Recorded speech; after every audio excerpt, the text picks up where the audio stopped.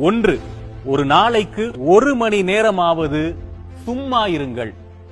நீங்கள் சும்மா இருங்கள் என்று பொருள்படுவது தொலைக்காட்சி பார்ப்பதோ, பேஸ்புக் பார்ப்பதோ, யூடியூப் பார்ப்பதோ, அல்லது சமூக வலைதளங்களில் உலாவுவதோ, வாட்ஸ்அப், வைபர் போன்ற விடயங்களில் ஏனையவர்களுடன் பேசுவதோ, இது எதுவுமே அதற்குள் அடங்காது. ஒரு நாளைக்கு 1 மணி நேரமாவது சும்மா இருங்கள். அவ்வாறு சும்மா இருக்கின்ற அந்த நேரம் இருளாக இருந்தால் ரொம்ப நல்லது. அதுவே தியானமாக இருந்தால் இன்னும் நல்லது. 2, உங்கள் மனதிற்கு எது தோன்றினாலும் இது சரி என்று உங்கள் ஆழ்மனது சொன்னால் 2 முறை சிந்திக்காதீர்கள். உடனடியாக அதை செய்து விடுங்கள். விளைவுகளை பிறகு பார்க்கலாம். உங்கள் ஆழ்மனதுக்கு அது சரியாகப்பட வேண்டும். 3, எந்த ஒரு விடயத்தையும் 3வது கண் கொண்டு பாருங்கள். உங்களுக்கு காட்டப்படுவது உங்களுக்கு புரிவது அல்ல, அதை பகுத்து தொகுத்து உங்களுடைய ஆழ்மனதை பயன்படுத்தி 3வது கண் கொண்டு பகுத்தறிந்து கொள்ளுங்கள். 4 பேர் என்ன நினைப்பார்கள் என்று நினைப்பதை முதலில் மாற்றுங்கள். அவர்களுக்காக வாழ்வதை முதலில் நிறுத்துங்கள். காரணம், இந்த 4 பேர் என்பவர்கள் காலத்துக்கு காலம் மாறிக்கொண்டே இருப்பார்கள். 6 வயதிலே, சிறு வயதிலே நாங்கள் விளையாடும் போது 4 பேர் என்ன நினைப்பார்கள் என்று ஒரு விளையாட்டை செய்யாமல் போகிறோம் அல்லவா? அந்த 4 பேர் அடுத்த 10 வயதில் இருக்க மாட்டார்கள். 18 வயதிலே ஒரு பெண்ணை காதலிக்கின்றேன், அந்த பெண் எனக்கு பிடித்திருக்கிறது, அவளை திருமணம் செய்து கொண்டால் என் வாழ்க்கை இனிமையாக இருக்கும் என்று நான் நம்பும் போது 4 பேர் என்ன நினைப்பார்கள் என்று ஒதுங்குகிறோமா? 30 வயதில் திருமணமும் நடந்திருக்காது, அந்த 4 பேரும் இருக்க மாட்டார்கள். ஆகவே 4வது 4 பேர் என்ன நினைப்பார்கள் என்பதை நினைத்து வாழ்வதை முதலில் தவிருங்கள்.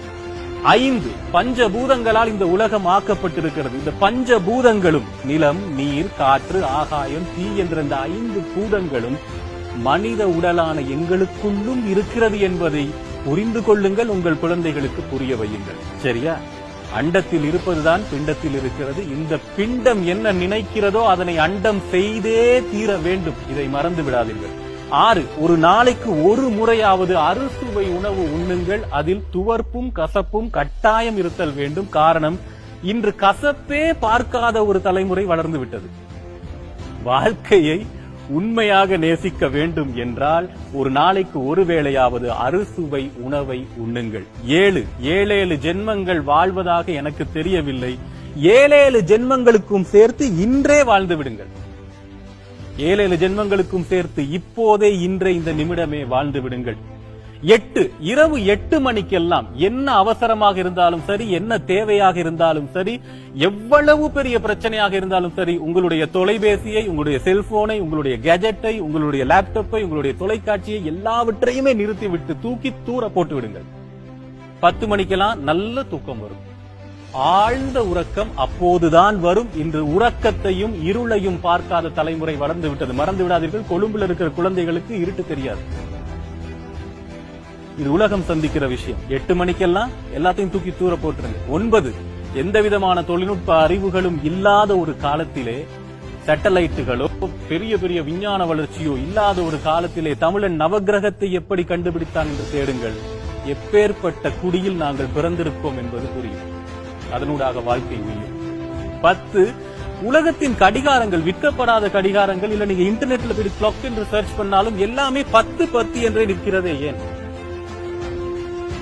விற்கப்படாத கடிகாரங்கள் எல்லாமே 10 நிறுத்தி வைக்கப்பட்டிருக்கும். அது ஏன் என்று தேடுங்கள். இந்த உலகம் யாரால் இயக்கப்படுகிறது, ஏன் இயங்குகிறது என்ற மொத்த வரலாறும் திரும்ப வரும். இந்த 10ஐயும் நான் வாழ்வியல் அனுபவத்தில் எனக்கு தெரிந்து கொண்ட விடயங்கள் அத்தனையும் உங்களிடம் சமர்ப்பித்து அந்த காலம் இந்த காலம் நிகழ்ச்சியிலிருந்து இன்று விடைபெறுகிறேன். நன்றி, வணக்கம்.